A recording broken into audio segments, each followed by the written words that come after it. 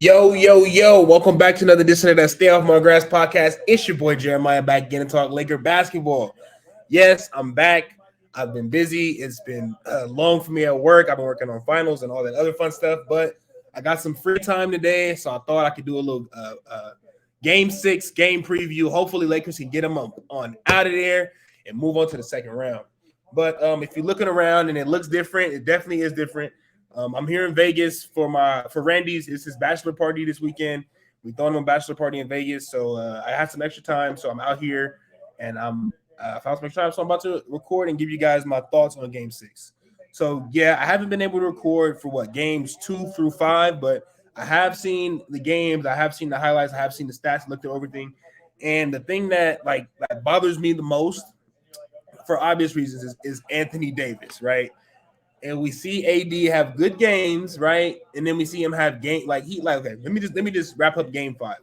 Game 5, we seen AD dominate the game, right? Almost had 40, 19, or whatever he had, right? Big numbers, but it was scored like empty stats. I don't really think that it really showed up on the stat sheet like that. And I think he was cooking early, and then with like 7 minutes ago in the first quarter, Coach Ham subbed him out. So I don't know what they were thinking there, but I thought you should have rolled with AD, especially if you have a chance to close out a team that can get hot on the road, right. So you want to try to put pressure on them early and make them fight. So yeah, but with that being said, Game 5, we saw the Grizzlies really fighting for their life, and that's what a team fighting for their playoff life is going to look like. They're going to be knocking down shots. They're going to be hustling. They're going to be getting on the ground. They're going to be doing whatever it takes to survive and get another game, another chance to play in their home arena.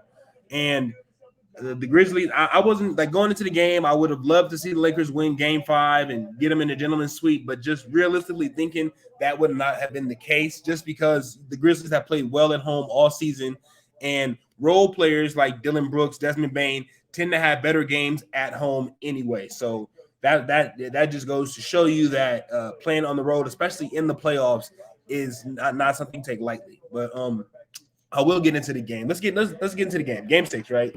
Everybody's playing. Dylan Brooks, LeBron, AD, right? And I just want to say I hope the Lakers can get off to a hot start, right? And make sure that they maintain. If they get out to a big lead early, I want to see them maintain that lead, right? And we've seen this is like the last time we played Memphis at home in Game 4, blew the lead, up 16 points, blew the lead.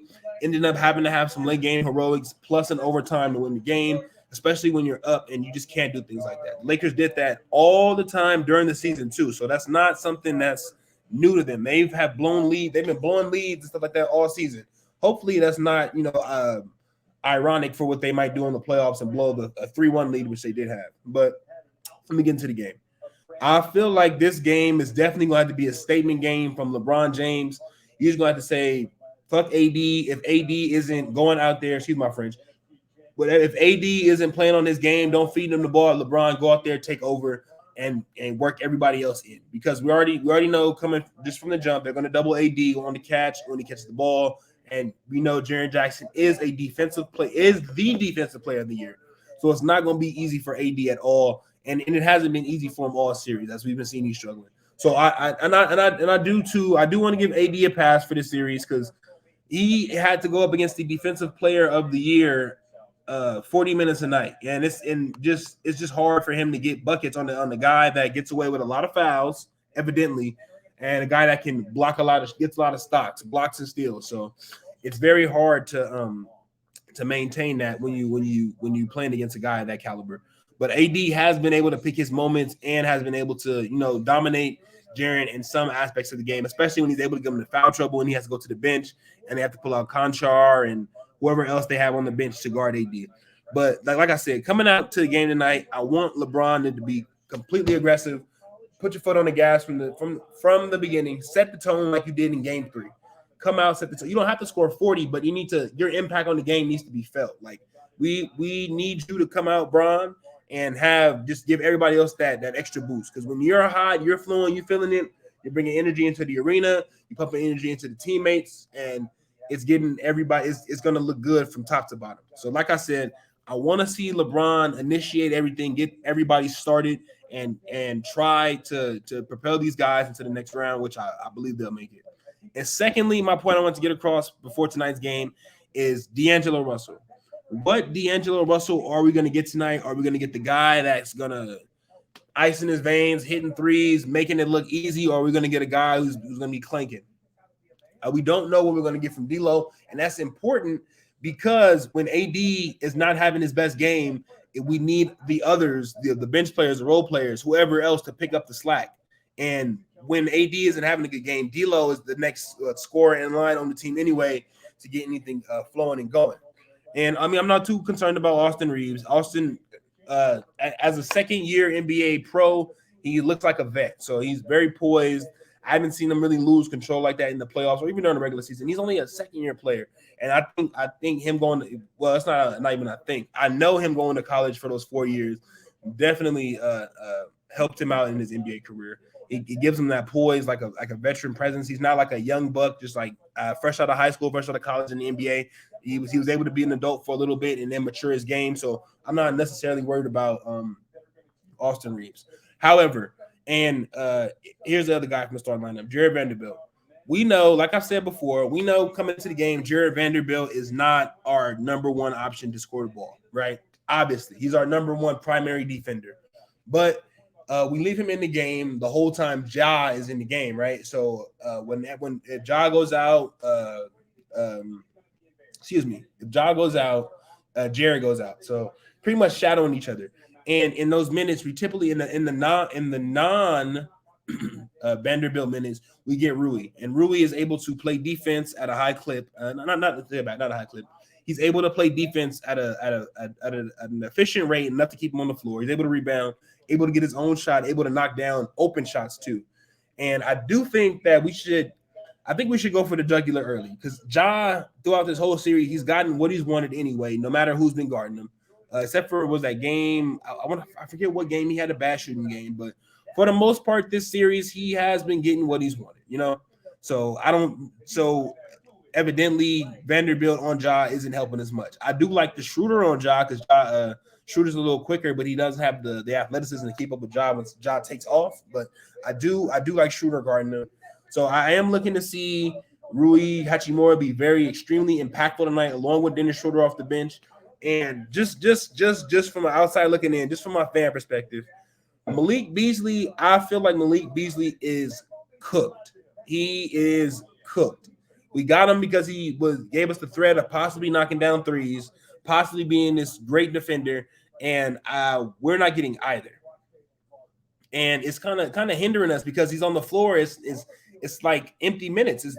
And everybody's been saying this for a long time. I think it's time we just put in Lonnie Walker for real.